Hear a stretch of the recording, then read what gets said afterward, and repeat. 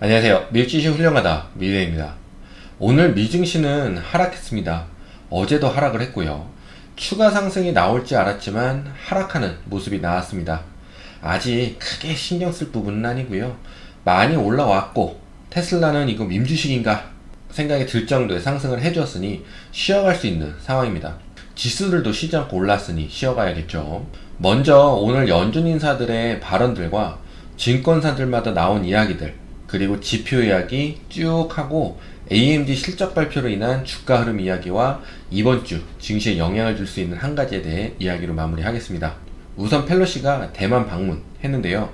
중국은 대만을 자국의 영토로 규정하고 있어서 펠로시의 방문이 탐탁치 않은 상황인 거죠. 그래서 경제적 규제를 하겠다 뭐 말이 많은데 지금 증시에 크게 영향을 주는 상황은 아닙니다. 메리데일리 샌프란시스코 연은총재는 연준의 금리 인상이 끝났다고 보기는 이르다 라고 했는데요. 일부 가격이 둔화되었다고 인상 축소로 보면 안 되고 인플레이션과 싸우기 위해 해야 할 일이 많다 하면서 금리 인상을 지속해야 한다고 했습니다. 로레타 메스터 클리브랜드 연은총재는 인플레이션이 정점이다라고 확인될 때까지는 시간이 필요하다. 일부의 지표로만 알 수가 없고 실제 국민들의 체감하는 물가의 하락이 확인이 되어야 연준이 금리 인상을 중단할 것이다 라고 했습니다. 제가 말씀드린 부분이 이겁니다. 지표로만 좋으면 뭐하냐는 거죠.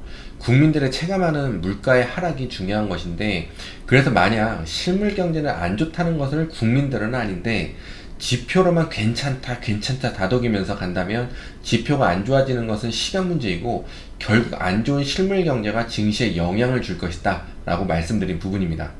그런데 계속 지표가 좋다, 고용이 좋다, 파월은 이야기해주고 있죠. 찰리 에반스 시카고 연은준비은행 총재는 50bp도 괜찮고 75bp도 괜찮다고 하면서 만약 상황이 좋아지는 게 보이지 않는다면 9월에는 큰 금리 인상을 할 수 있다고 했습니다. 마무리는 좋게 해줬는데요. 연준이 9월에서 12월 사이에는 금리 인상 속도를 완화하기를 기대한다고 좋게 마무리해줬습니다. 사실 50bp냐 75bp냐가 중요한 게 아니고 인플레이션이 잡히냐 안 잡히냐인데 찰리 에반스는 인플레이션이 잡힐 거라는 확신이 부족한 듯 합니다. 블랙록에서는 연준이 정책을 바꾸는 것에 대한 희망의 증시 상승이 나오고 있는데 연준이 정책을 바꿀 것으로 보는 것은 위험하고 낙관론으로 보기에는 적절하지 않다고 했습니다. 골드만삭스에서는 연준의 긴축 완화는 기대하지 말라고 했고요. 뱅크 오브 아메리카에서는 실적 추정치 하향이 이제부터 시작이다 라고 했습니다. 경기 침체로 가면 실적 추정치가 한참 진행돼야 바닥이 나온다고 하고요. 금리 인하가 시작되고 6개월 정도 지나야 약세장이 끝난다고 했습니다. 지금은 금리 인상 중이라서 상승장으로 보기는 어렵다라고 보는 거죠. 경기가 안 좋은데 금리 인상을 하고 있어서 상승장으로 보기 어렵다는 부분입니다. JP몰간은 매파적인 정책의 정점은 지나갔다.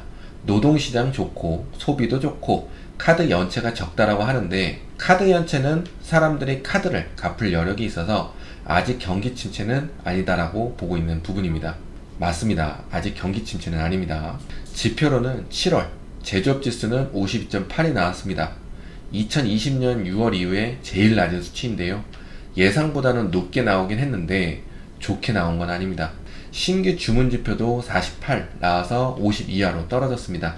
주문이 줄었다는 거죠. 수요가 줄어들고 있다는 것으로도 연결이 되는 부분인데 유통업을 하시는 분들은 아시겠지만 수요가 줄어드는 게 보이고 있기 때문에 성급하게 주문을 넣기가 어려운 거죠. 그리고 재고를 가지고 있고 싶지 않아서 주문량을 굉장히 줄여서 주문을 넣게 되고요. 지표는 50 이상이면 확장, 50 이하면 수축으로 보는데요. ISM 제조업 지수가 52.8이면 50 이상이 나와서 나쁘지 않다라고 볼 수는 있습니다. 요즘 증시 상승이 계속 나오니 경기 침체 우려가 완화가 되었다의 해석이 나오고 있는데요. 증시에는 경기 침체 우려가 너무 영향을 받은 건 사실입니다. 경기 침체가 지금 아닌데 말이죠. 근데 경기 침체의 전조 현상이라고 할까요? 경기 침체로 가고 있어 라는 종목들의 상승과 비정상적인 폭의 주가 상승, 극심한 차별화 장세, 은행주의 상승은 없고요. 10년물 국채도 2.75까지 하락을 했습니다.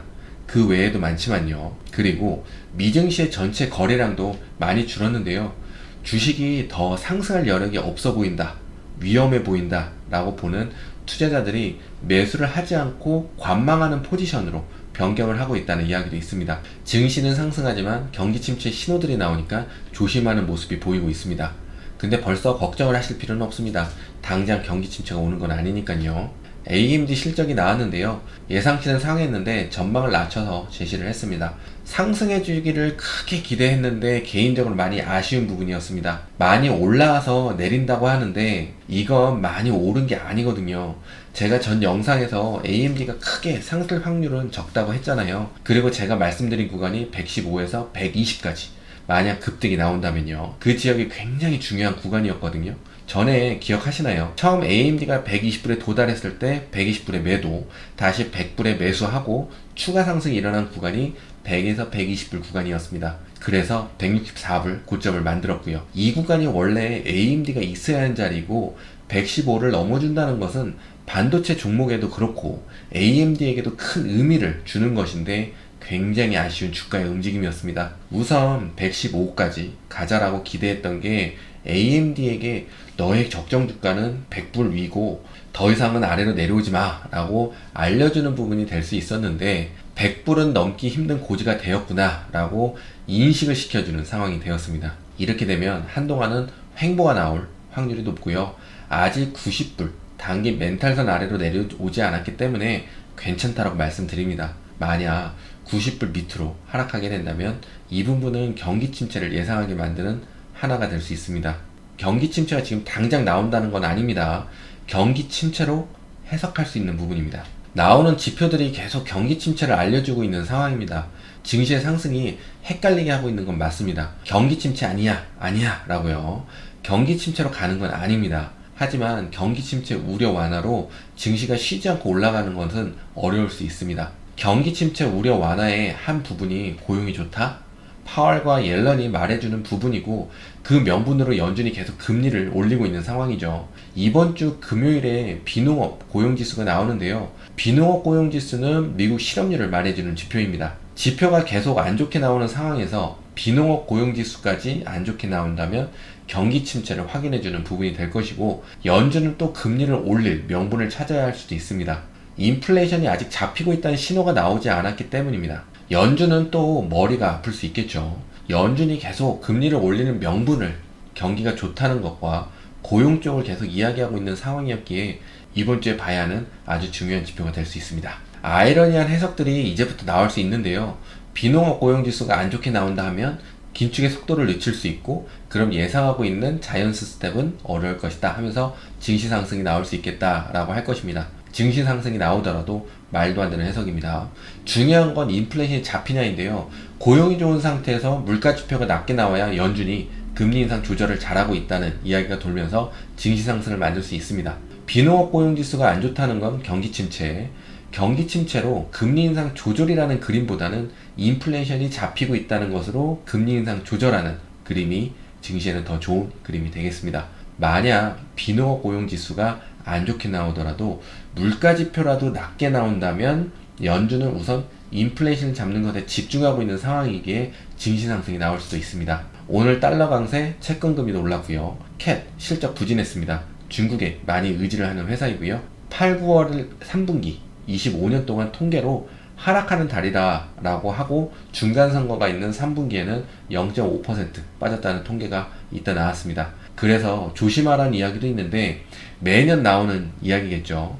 그리고 앞으로 주식하시게 되면 매년 들어야 하는 이야기 중에 하나입니다. 7월에 5% 이상 올라간 경우는 8월에 2%, 9월에 0.7% 올랐다고 나왔습니다. 톱니의 말대로 계속 상승을 이어가기 위해서는 앞에 말씀드린 것처럼 사람들의 피부에 와닿는 실물 경제가 정말 좋다라고 생각이 들어야 증시는 상승을 합니다. 지금 계속 아이러니한 증시의 해석들로 상승이 나오고 있다고 말씀을 드리고 있는데요. 증시 상승이 나와도 해석은 제대로 해야 합니다. 나중에 상승 시에는 제대로 된 해석이 하나씩 등장을 할 것이기에 아이러니한 증시의 해석에 익숙해지시면 안 되겠습니다. 그리고 많이 상승한 상태에서 하락으로 변할 수도 있지만 고작 이틀 하락에 크게 스트레스 받고 하실 필요 없습니다. 아직 상승 기류는 남아 있으니까요. 아직 증시는 괜찮다.